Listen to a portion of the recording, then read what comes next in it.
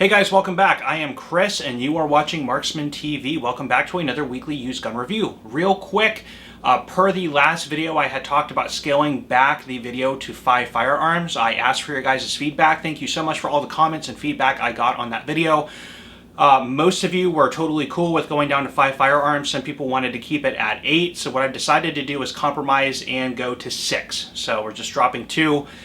Hopefully with that I can get enough unique firearms on the videos to be able to do these weekly again. I would love to get back to doing these on a more frequent basis.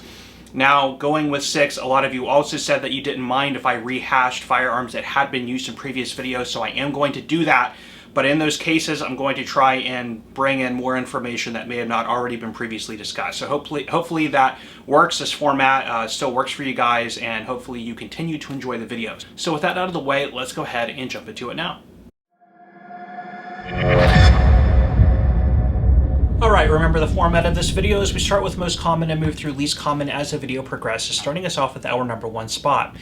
Now this is a rifle that comes to us from a local customer, so thank you so much for selling it to us. This is a Indian Ishapur Model 2A1 bolt action rifle modeled after or based on the British Enfield No. 1 Mark III Star design. Now the British Enfields are chambered in .303, this one's chambered in .762 NATO or .308. I'll use the cartridges, the terms interchangeably in this video. So we get from the British .303 Enfield to this. How did that happen? Well, if we look back at the history, let's start back as early as 1858 when Great Britain would take over the trade agreements and territories of the East India Company. Now that would encompass the modern day countries of Afghanistan, India, and Bangladesh. We know that Great Britain was keen on sort of global expansionism and colonialism, of which of course India was a part of that, and Indian troops would actually be folded in to British service as somewhat of a conscripted type army, and would serve with Great Britain in many wars, such as the Anglo-Afghan Wars, the Anglo-Gurkha Wars, the Anglo-Burmese Wars, the Opium Wars, World War I, and World War II. Now, as Indian troops were fighting with British troops, of course, the Indian troops would be supplied with Commonwealth-type military equipment, which would include the Enfield rifle. So they have a long, steeped history of training on and use of the Enfield pattern of rifle. Now, shortly after World War II, India would vie for its own independence, which it would achieve in 1947. Now, like most countries who get their own independence, one of the first things they look to do is become independent in their own at-home designed, developed, and manufactured arms, equipment, and ammunition.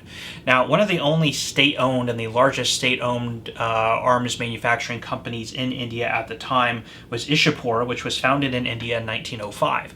So Ishapur would get to work and sort of taking the original Enfield pattern that they were used to and sort of redesigning it for somewhat of the modern military age. They would first do this by trying to change the caliber from .303 to the .762 NATO, which was becoming popular all around the world. Things like the M14, in Germany with the G3, and Spain with the Semi-C, so this is becoming a very common cartridge. So can we take the original Enfield pattern and adopt it for that round?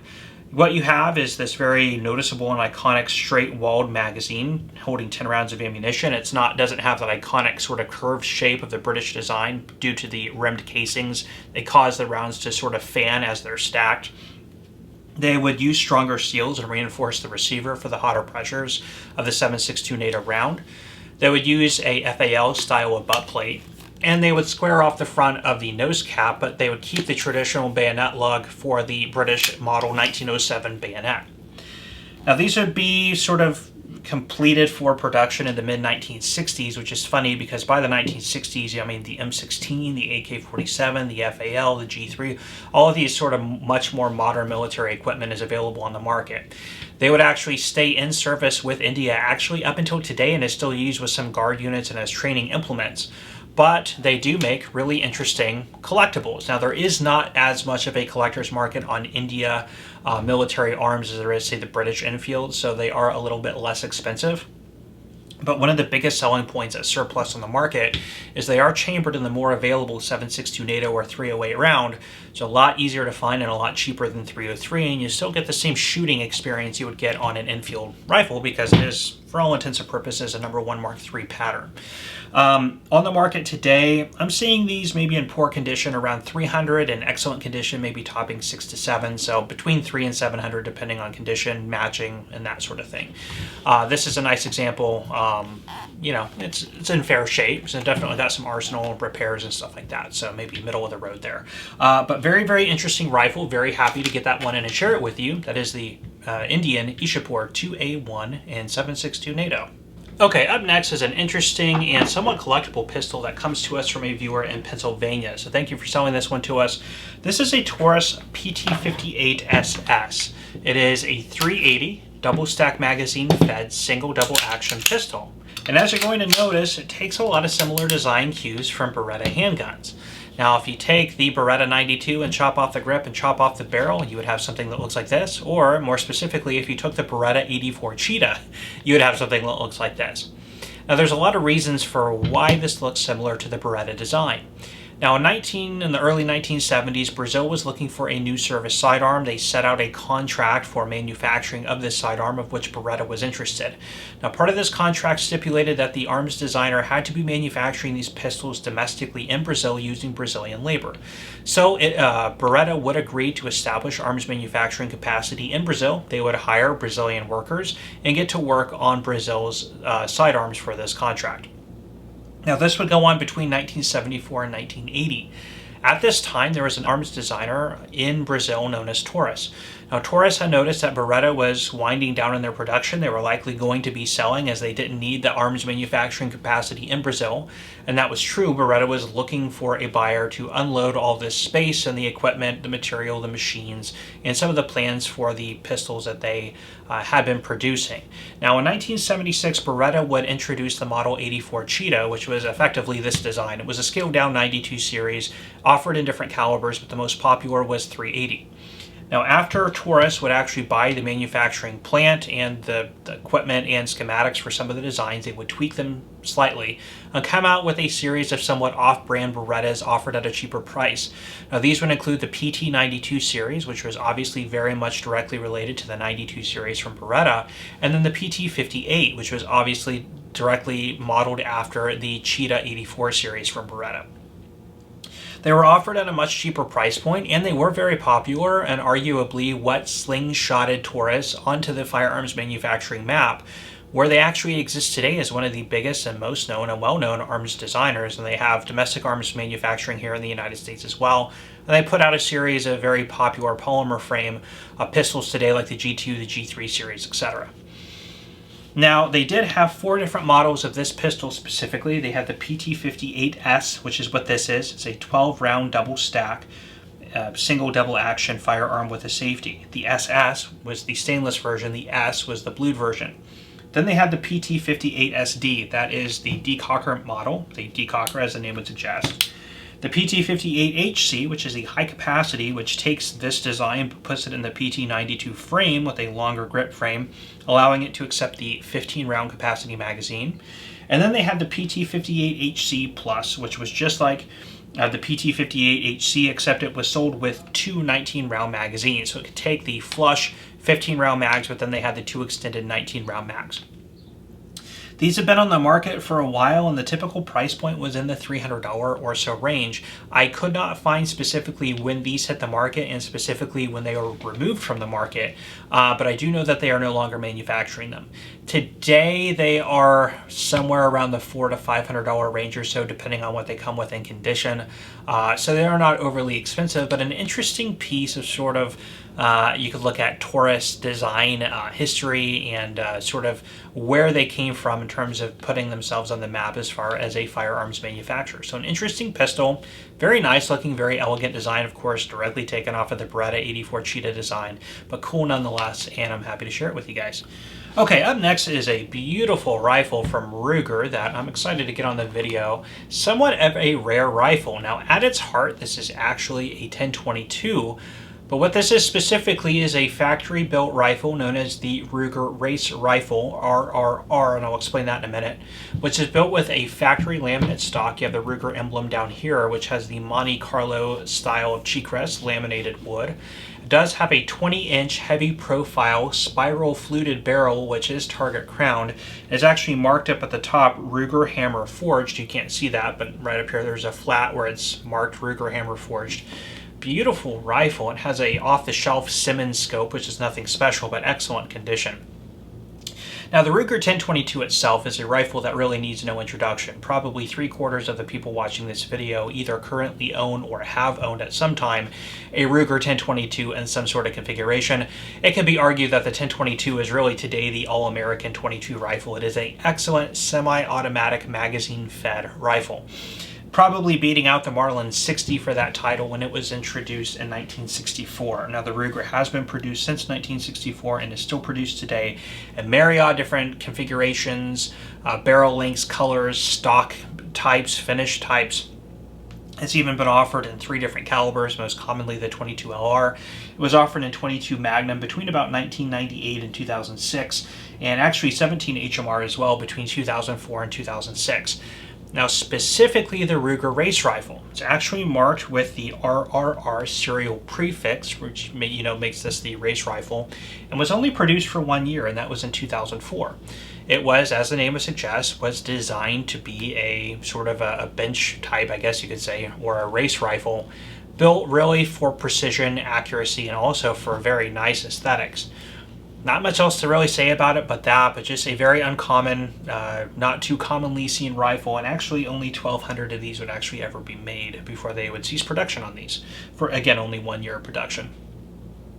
On the market today, it's not easy to find this specific configuration. They've had other variations similar to this, like the Olympic rifle, which uses a similar stock and barrel configuration. But this specific pattern, I have not seen too many of. The ones I have seen in similar or maybe slightly worse condition have sold around the $600 mark. So that's kind of about where I assumed that this would go. But anyway, very interesting rifle. Not much else to say about it again, but I did want to quickly share it on this video. So that is the Ruger race rifle based off of the Ruger 1022 Action. Okay, up next we have a very interesting and collectible handgun, and it is a favorite of mine, and this one comes to us from a local customer. This is a Sig P220, this one being manufactured in Germany and imported into the United States in the 1980s, and I'll talk a little bit about that. This comes in its German blue box with the red kind of cushioned liner.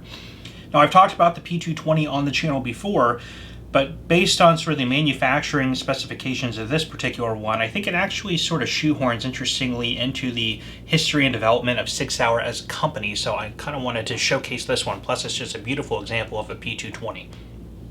If we go back, post-war 1949, Switzerland is looking for a new modern service sidearm. At the time, they had been issuing a variation of the Luger design, which by the 1940s was getting pretty antiquated. So they would put out a solicitation for a new service sidearm. Now, Sig would come out with a variation sort of modeled after the popular French SACM 1935 chambered in 9mm, known as the P49 as adopted, or the Sig P210. It was an excellent firearm. It served very well, and by many standards even today is relegated as one of the best service sidearms ever manufactured.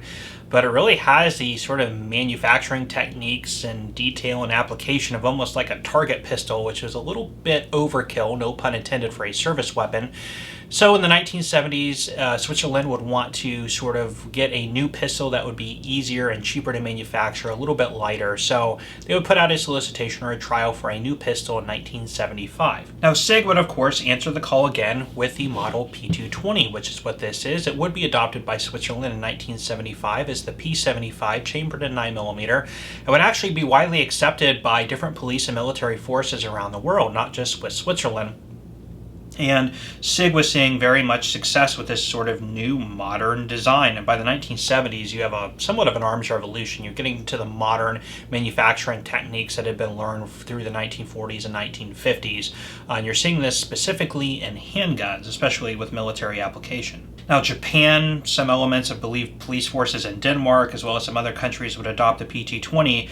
Even Germany had put out a solicitation around this time for a new police sidearm, which Sig would initially introduce the P220 for that trial, but it would not meet with weight and size parameters, so they redesigned a smaller package known as the P225, which was ultimately adopted with 2 other pistol designs by Germany as the P6, which I talked about in last week's video if you want to go look at the P6 and learn sort of about the intertwined history there. Now, if we look at the company development, Sig is a Swiss company. Because of the success of this pistol, they wanted to make a commercial export, sort of a foothold in that market. One of the largest at the time, and still is today, is the United States commercial firearms manufacturing or purchasing market, the civilian market, if you will, is very much a market that all manufacturers have wanted to have a part of. Sig was no exception. Now, in 1975, they were the brainchild of this design, but it was being commercially manufactured, marketed, and distributed by J.P. Sauer and Sons in Germany. In 1976, Sig would make a move to purchase J.P. Sauer and Sons. They would merge the two into Sig Sauer, which was actually founded technically in 1976 as Sig Sauer GmbH, based out of Germany. Now, about 10 years later, they would actually get an importation foothold into the United States market. So in 1985, they would open Sig Arms Inc. domestically in the United States, and they would actually be located in Tysons Corner, Virginia. They were only located there from 1985 to 1987, so only for 2 years. An interesting thing about this particular pistol is it is marked Tysons Corner, Virginia on the left-hand side of the slide, making this a second-year import. This one was actually manufactured in 1986 based on the date code underneath the slide right here. So again, as mentioned, this is a second-year import, making this one of the earliest P220s to come into the U.S. commercial market.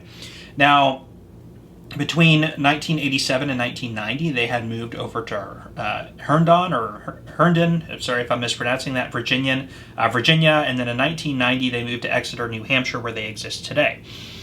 Now, when they were first located in Tysons Corner, they were only importing the P220, so this firearm, as well as the P238, so Sig's earliest designs. But now, today in the United States, they manufacture a very wide range of handguns, moving into the 226, then the 228, the 229, the 227, and then now the P320s and the polymer frame handguns, so the rest is history. The P220s are still manufactured today, most popularly in the 45 ACP and the 10 millimeter. They made the double stack configuration, the P227. They made the P220 and the compact configuration, the carry and the Nitron and the version with the rail. So there's a whole bunch of different options on the P220 even today, but this one would be one of the earliest introduced into the U.S. commercial market, making it kind of a cool and interesting piece. If we're talking about sort of the older collectible German SIGs, they do command somewhat of a premium. You're seeing these in excellent condition with the original box between about $800 and $900 or so, plus, depending on the buyer, what they come with, and things like that. So, very interesting pistol with a very interesting history, really based in early Sig Sauer history as a company, which is one of the things I find the most interesting about these pistols. So, very cool, very happy to get in and share with you guys the Sig P220. Okay, up next I have a couple really popular rifles that come to us from a local customer, so thank you so much for selling these to us. These are Ruger M77 rifles. Specifically at the top, this is a standard model, and down here is an M77 Mark II, and I'll talk about the differences between them both. Now, this was the brainchild of Jim Sullivan, who worked as a gunsmith and arms designer with Ruger for about 3 years. These would hit the market in 1968 and are still produced today, having been manufactured in about 25 different calibers. These are both chambered in .243. Now, if we look at the landscape of the 1960s, there is a growing demand and enjoyment of sporting rifles, deer rifles, hunting rifles, if you will, on the U.S. commercial market. Now, this market had been enjoyed by firearms like the Remington 700 and the Winchester Model 70. Now, Remington and Winchester were both arms manufacturers that took part in the Second World War effort, and one of the things that they had learned was the importance of mass production and part standardization. You could get a higher volume of firearms out into the hands of the troops. You can still maintain good quality, good rigidity of the firearms, and you can make them at a cheaper price if you are mass producing them. They would take these things that they had learned and they would apply them to the commercial market after the war when they would pivot back to civilian sales. And the Remington 700 and the Winchester Model 70 are elements of that sort of thinking and that mentality in that time frame.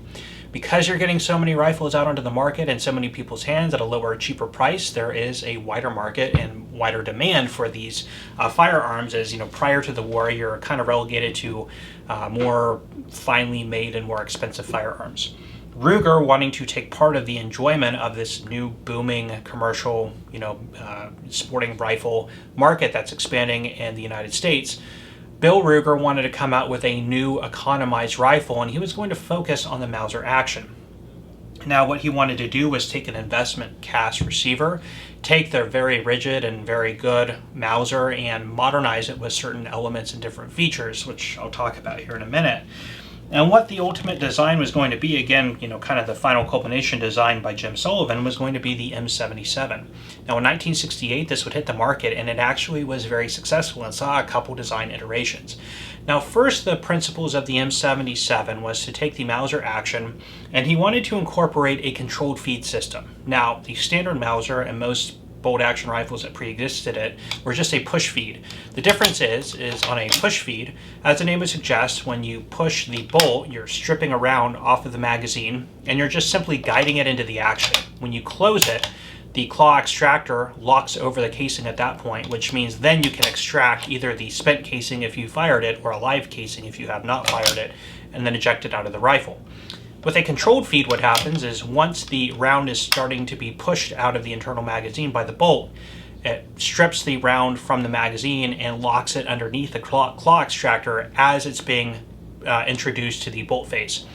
From this point, you can actually manipulate the round. If you want to partially push the round, like you accidentally stripped around it, but you want to withdraw it, by pulling the bolt back, you pull the round with it. So it has control. It's locked on to that round from the very beginning, not only after it's been locked into the chamber.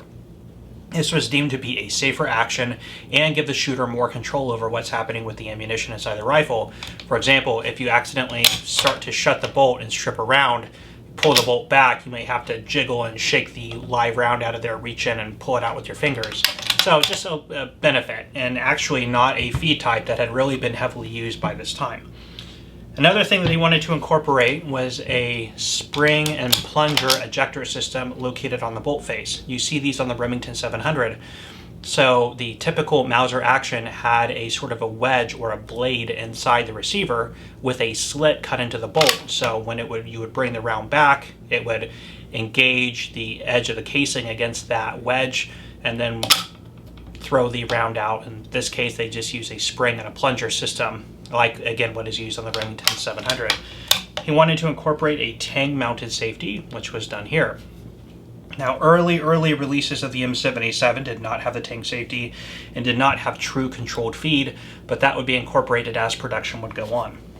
Now in 1991, the rifle would be completely revamped into the Mark II series, which you have here, and this is what would be released, and it's more or less, this is the kind of the design concept that exists today. There are basically two main element changes. There are some small part changes with the bolt and the triggers and things like that, but the two big design changes is, number one, he goes from a tang safety to a 3-position safety like a pre-64 Model 70 from Winchester.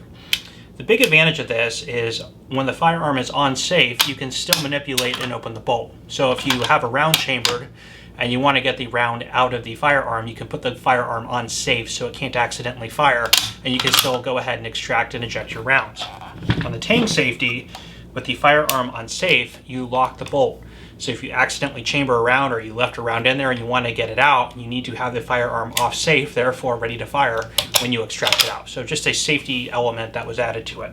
The second thing that they had done is they went away from that spring and plunger ejector system back to the traditional Mauser, which was a blade. So now you have a slit cut into the bolt and a blade added to the inside of the receiver. So it uses the traditional Mauser ejecting system. Just seemed to be better and more reliable. They've had different variations of this, like the all-weather with the boat paddle stock, very popular as like the Alaskan rifle. You also have the Hawkeye series of rifles as well. But the M77, as far as hunting rifles go, is up there with probably one of the most collected and most bought and most respected rifle platforms for sporting use. On the market today, depending on what it is, its caliber and condition, they are all over the place, but typically as a fair range, you might see them between $400 in poor condition and calibers that are not as sought after, upwards of over $1,000 for nice, like all weather with calibers that are more desirable in excellent condition. So it really depends on what it is and what it comes with, but you can look at Gunbroker or other places to get an idea of specifically what you have. But they've made these in so many different stock configurations and action configurations and caliber configurations, it's hard to nail down to just one specific range. But anyway, very, very cool rifles. I love the M77 platform, and I'm happy to share these with you guys. Okay, last but not least is a very nice looking AK pistol. This one coming to us from a viewer in Pennsylvania, so thank you so much for selling this one to us. This is an Arsenal CM7K specifically. This is the -44 variation. They've seen a couple design changes on this pattern as they've been coming into the country for the last few years. Now what you have here is a 7.62 by 39 crank-off configuration, if you will, which is a shortened down package of the AK, first really conceptualized on the AK-74U and 5.45 by 39, but applied in this type of configuration in the 7.62 by 39, making it a very compact, almost like submachine gun-esque, although not in a pistol caliber, PDW, which is very, very compact, easy to carry, easy to store, easy to use, really fun. A lot of people love these little crank-off designs, myself included. Now Arsenal, based out of Bulgaria, and these would be manufactured at the Circle 10 plant, and I'll explain a little bit about that in a minute, has been bringing in these rifles since, well, at least since the 1990s. I know they had the ban era ones. I don't remember if they had pre-ban. They probably did. I'll brush up on that. But the CM series was their milled receiver, identifiable by the lightning cut here on the side. The SLR was their stamped receiver. So a few years ago, they started bringing in the CM series as a pistol configuration. Now those could be imported as built at Circle 10 factory with the double magazine cut in the receiver without modification once they make it here to the United States. Now when they first came in, there was a couple curious features about these. First of all, they were actually shipped in with a 10.5-inch barrel. Why? I don't know. But the barrel actually extended well beyond the gas block, and they put the conical crank-up style muzzle device out here at the front, which really acted sort of like a faux muzzle device, or a faux, like how you use a faux suppressor on a 16-inch barrel. It served no real purpose. And if you wanted to convert it to a true crank-off pattern like this, you would have to cut it down to about 8 1/4, which is traditional length. You would have to recrown the muzzle, and the gas block, the thread was actually sheared off. So you would have to get a whole gas block and threaded muzzle adapter assembly, I guess, if you will. Take this old one off and put on the new one, and then, you know, cut the barrel and then get a new muzzle device. So it was a lot of work, parts, and money required to get it into this type of configuration. So there, through a lot of complaints, they decided to then bring in a modified version, and this was known as the CM7K-34. Now on this model, they brought it in with the appropriate 8 1/4-inch barrel, with the front sight block that had the threaded muzzle, and they had this kind of knurled muzzle protector here on the end, which you can just thread off and then put on any muzzle device you want. Now on the back, does not come standard with a brace. What it does have is a hole drilled through the back of the rear trunnion that you can use as a mounting point for a QD sling, a section of rail for a brace, or a stock adapter if you want to do an SBR. Now on the -34, you know, after that they came out with the -44, which is this, and the only thing I could find as a difference was this comes new with a rail section. The -34 did not. It just came with the hole there, and you could add whatever you wanted to it. So I guess on the 44 they just added the rail section already mounted into that hole for your convenience. Now the furniture that comes standard on this is the black polymer.